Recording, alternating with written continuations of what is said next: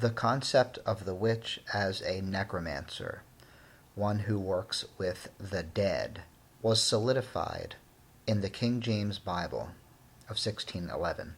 It is from 1 Samuel chapter 28, 7, where we find, "Then said Saul unto his servants, Seek me a woman that hath a familiar spirit, that I may go to her and inquire of her.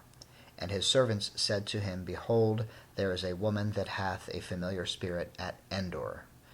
It is notable that nowhere in the scripture is the woman of Endor called specifically a witch.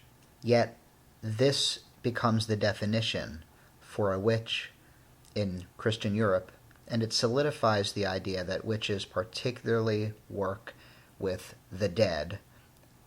They are necromancers. This is not to say that this translation is responsible for inventing the idea of a witch as a necromancer.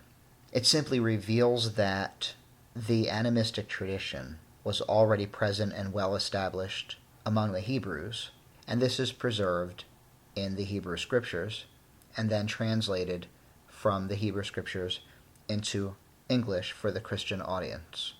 However, what it does invent is this concept and definition of the term familiar spirit.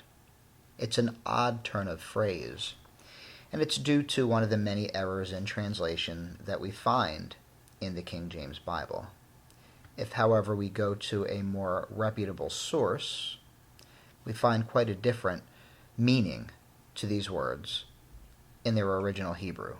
A better translation is this: "Then said Saul unto his servants, Seek me a woman that divineth by a ghost, that I may go to her and inquire of her. And his servants said to him, Behold, there is a woman that divineth by a ghost at Endor." We can see here clearly what familiar spirit means. We can understand the context, which stays with witchcraft to the modern day, but it is coined therein, the mistranslation of the Hebrew Scriptures into English in the King James Bible.